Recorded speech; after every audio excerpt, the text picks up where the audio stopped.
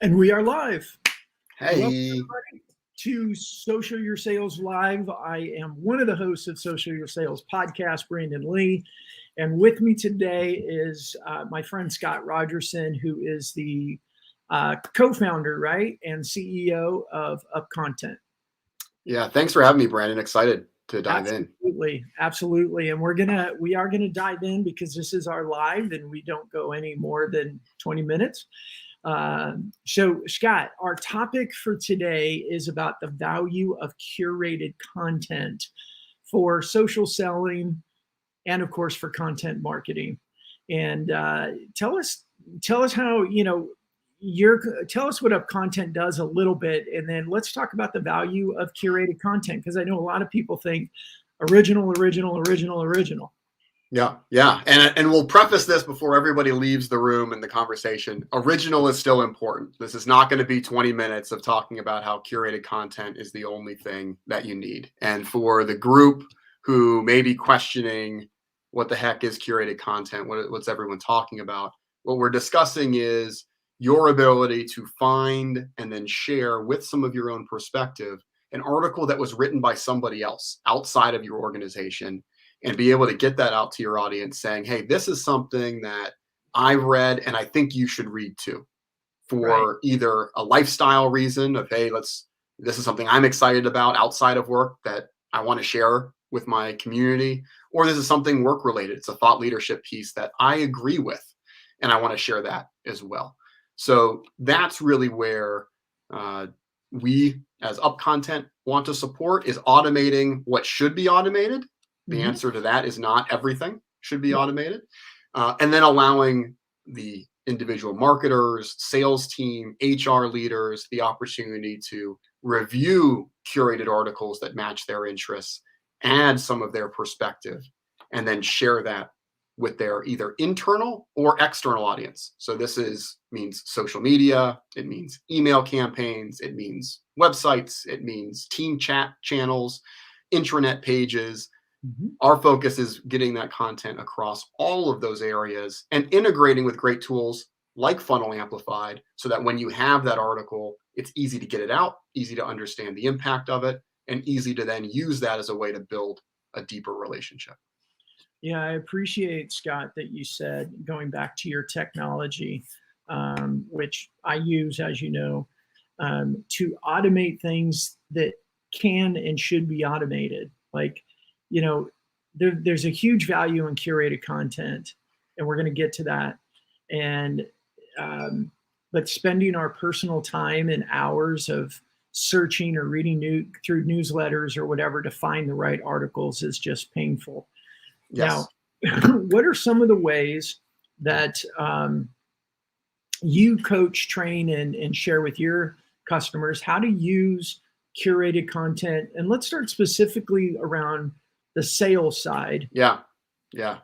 And I know you and I have had this conversation in private a number of times, so it's nice to have this with an audience, right? Is the evolution of what the sales individual needs to be doing in order to endear themselves to their potential prospects and current clients, and then what the marketing group ideally can do to help enable that salesperson to be more effective in achieving those goals.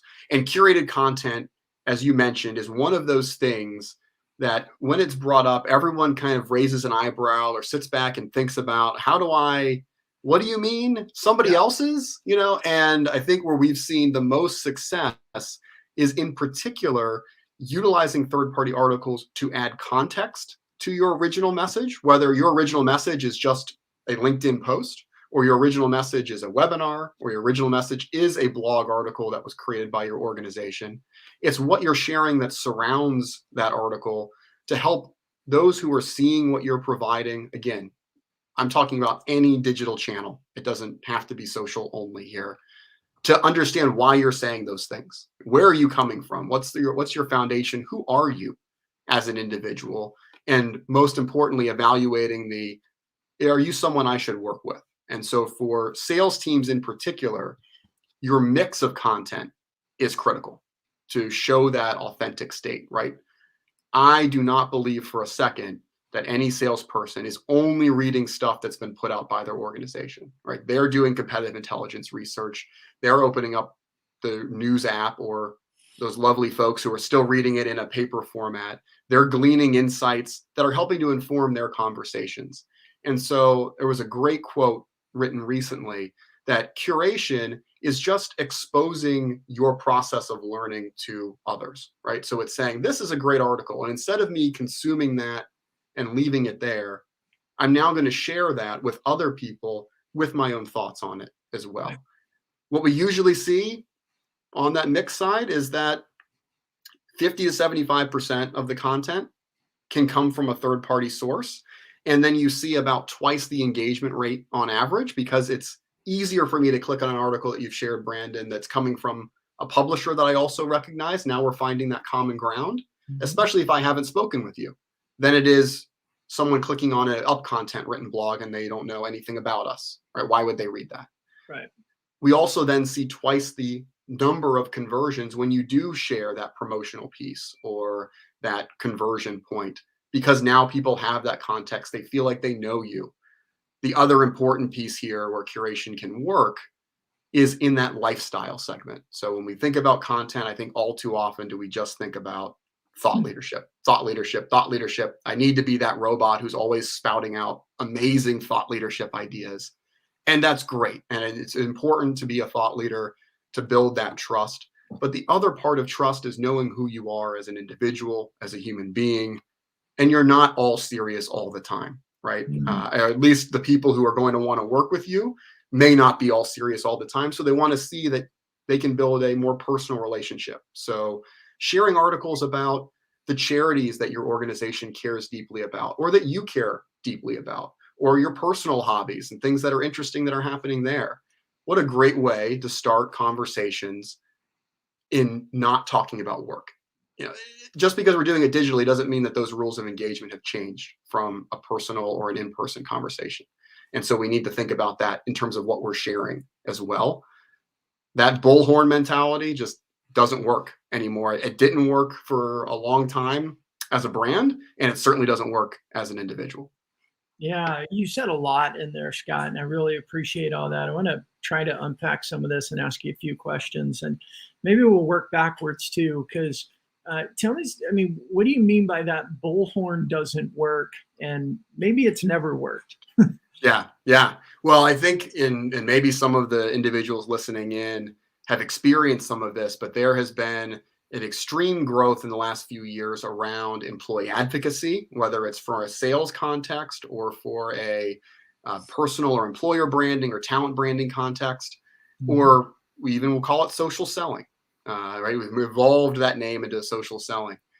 One of the challenges that we often see individuals run into is that, okay, now we've got all of these team members and we can now tap into all of their networks. So what's the thing that we should allow them to share?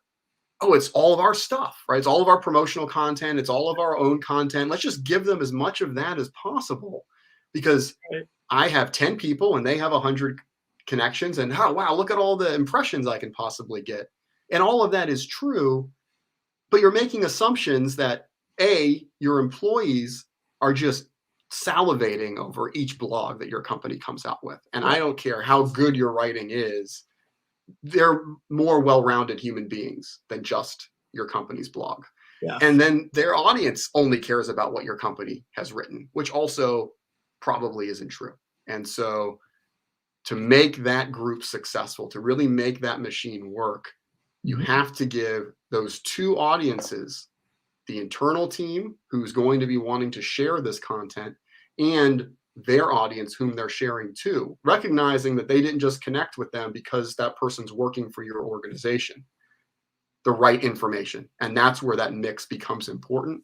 And listening to what your team wants to share becomes important. And then we, as either communications teams or marketing teams or sales leaders, can support our teams by giving them the proper content that's already gone through our brand hygiene criteria, or for certain industries, our compliance requirements, so that they can feel comfortable sharing it. And they see that as a value, as an additional benefit that they're getting from your organization. Right. Yeah. So some of the things you say there makes me think of the the content value pyramid, which, my partnership with DLA Ignite, we've been doing the research on this for several years. And and I'm going to explain that in a second, but it also stems from where you talked about the evolution of all these terms, and now we're talking about social selling. And I have such a love-hate relationship with the term, whether it's social selling or digital selling, because it's just like the term marketing was, when I was in college and grad school. It's like, well, what do you mean by marketing? It could be direct mail, it could be advertising, it could be a billboard, it could be, your booth at a trade show. Like, marketing is such a big term. And when I hear anyone use the term social selling, and especially, being the host of the podcast and doing the lives, I have no idea what they mean by it. So when somebody says, oh, we tried social selling, it didn't work, I have absolutely no idea what they tried. Or when someone says, oh yeah, we're all in on social selling, I still have no idea what it means, right? You've got to ask a lot of questions. I think that's, absolutely. In content's evolution, is we look at the content value pyramid. For me, and I know not everyone thinks this way, but for me, social is a medium to have conversations. It's a tool like the phone or like email to get connected with the people that I want to get connected with. But because it's social media, not broadcast media. It's not about pushing just anything out and, hey, look at my brochure, read my stuff, we're awesome, what do you think? It's really more about creating those conversations and establishing a connection to earn the right to say, hey, can we have a chat? Yes. And all of our research shows at the very bottom, the least effective, and I could pull up my post from this week and demonstrate it. Business-oriented post, brochure, advertising, look how good we are, even share this blog article from our company page, gets the least engagement, the least views. So least likes, least comment, least views. And then whatever, week ago, 2 weeks ago, I had a post that kind of went crazy. And it was about a 9-year-old boy that knocked on my door after riding his little mini dirt bike. Saw that one. He looked good. He was ready for the occasion. That was a good post. But that's gone up over 70,000 views now, and a bunch of comments and likes. And I've developed a lot of conversations from that with people that could be prospective customers. Yep. So as you're talking about curated content, it doesn't have to be all brand. That's what it made me think of what you were saying.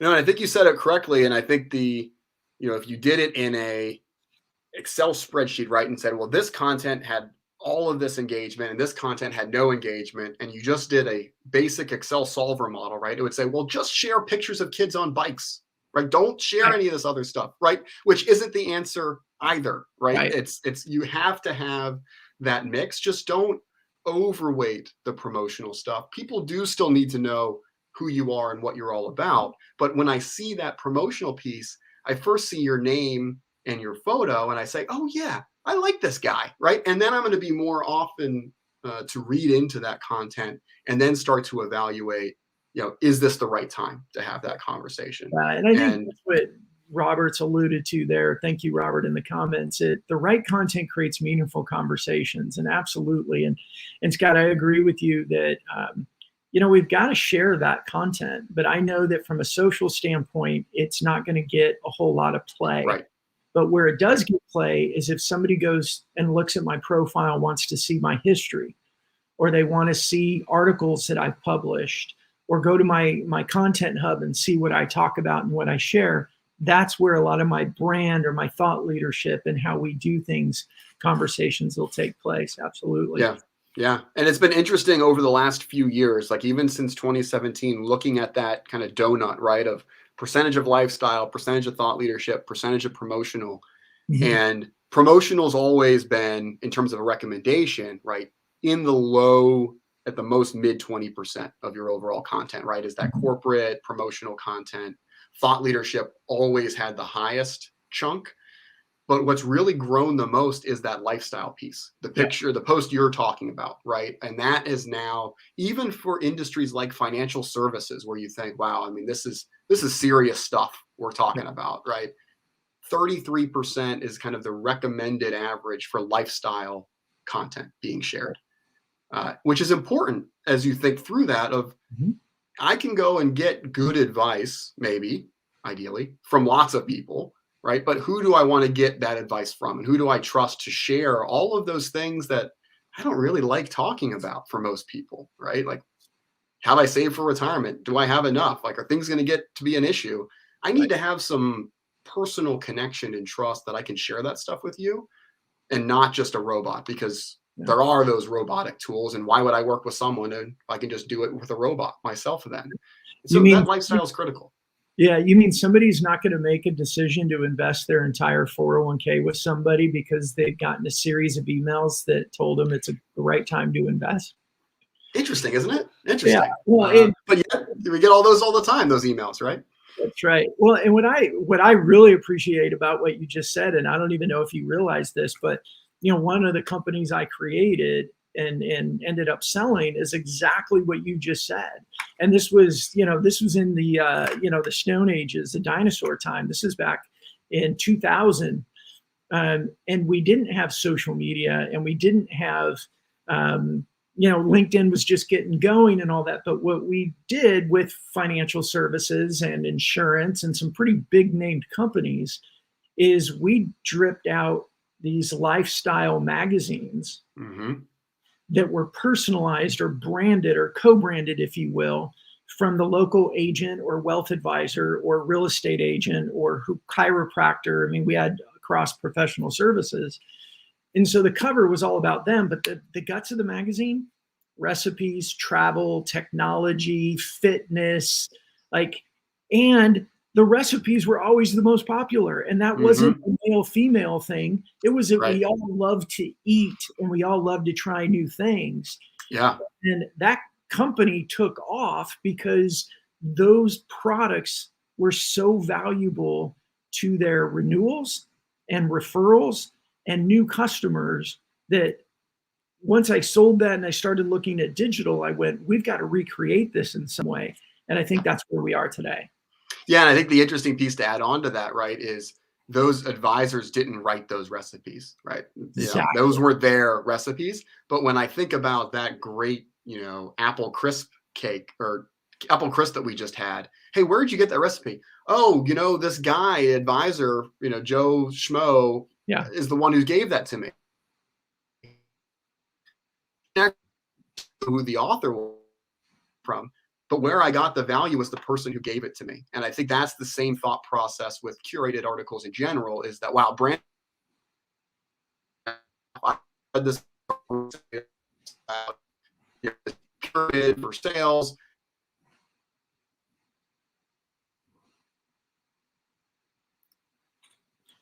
Well, I am not sure if that is me or if anyone else can't hear Scott, but he froze up on me. And so I'm going to use the time until Scott comes back. And Robert's comment about, we hang around people we like and we relate to.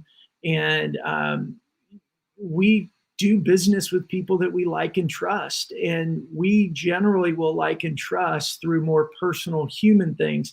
And I don't mean to downplay, and I'm not, I can already hear like B2B lead gen marketers or, really high enterprise level sales going, no. Well, there's a reason why we take people out to dinners, right? And there's a reason why we take people out to lunch and, all those things. It's because we're developing more of a personal connection.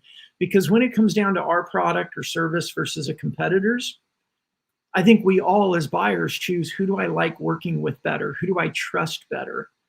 And that's why we do those events. Scott, I think you're back. I didn't know. I got you back? Good. Yeah, perfect. I hope so. Well, not sure what happened there. That's, it's technology at its finest, right? So this is what live means. Now everyone knows this is indeed live. That's right. So as we're wrapping up and hitting our time, Scott, what are your recommendations when it comes to, helping salespeople with curated content to build more conversations. Yeah, I think the first piece is really understanding what the rules. Yeah, I lost him again. So I don't know if anyone else can hear him. I think Robert said it was Scott's connection. I appreciate that. But here's what I would like to do is end it. We want to. Scott, are you? Yeah, you cut out and froze on me for a while. Sorry to interrupt you. No, that's all right. So I guess in summary, I think it is still making sure you're being individual while still adhering to the rules of engagement from your organization or your industry when you're online. And part of that isn't then sitting on my hands and saying, well, I guess I can't do anything, but really having that open dialogue with your sales leadership or the marketing or comms team or even the compliance organization to understand what can and can't be done. And then asking the question of, hey, can I get some support? What's the way to make that process easier? What is the best workflow for that?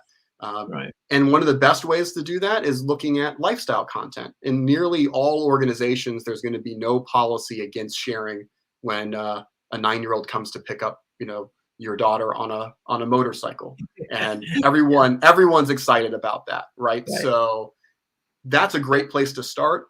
And then you can start moving in and seeing that success. And maybe the thought leadership early on, just given the organization's maturity, is all original content.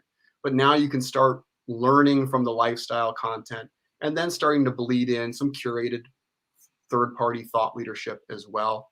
Mm-hmm. And now start experimenting with other channels. It's not just only social. What does this look like in an email? Can I just share this one-off article with my client list and say, hey, everyone, I think this is a good article that we should all be considering. Let's talk if you want to think about it further, and continue to branch from there. Yeah, I think that's good stuff. Now, Scott, let's end this with number one. Scott and I didn't plan on both wearing orange today. And number two, and we'll coordinate better on this one, Scott's invited me to do a webinar free with UpContent on Tuesday. And one of the things that I am going to share about is one of my tactics and strategies that we teach on how to use curated content to answer customer questions as a follow-up to a chat, to a phone call, to an email, and how, some of the case studies of our customers and how they've used that to further opportunities down the road. Scott, you want to tell everybody about what we're doing on Tuesday, and then I'll add the link in here, and then we'll sign off on the. Yeah, so really excited to take a couple steps deeper, I think, in a lot of the items that we touched on today, and turn these into more actionable steps that we can take as both marketing or sales leaders or HR leaders, of how we can empower our individuals in our organization to be those great ambassadors in a way that drives revenue. So really excited for anyone who's interested to come. If you can't make the time, as with all great webinars these days, sign up anyway, and you'll get the recording afterwards. And we're always happy to answer questions on the fly through that conversation. So it gives us a little bit more time. We'll dig in a little deeper. So we hope to see the group join us there. Yeah, that sounds great. All right, everybody. Well, this was, thanks for joining us. This is Scott Rogerson, the CEO and co-founder of UpContent. I'll put the link to the UpContent webinar for next Tuesday down in the comments. And hey, anyone else, you have questions, comments, suggestions for topics? I've got guests lined up every Tuesday and Thursday through the middle of November. We're pushing into December already. And hopefully we're helping you learn, and we're all learning together. All right, everybody. Thanks for joining us. Have a great rest of your. Thanks, everyone. Thanks, Brandon. Take care.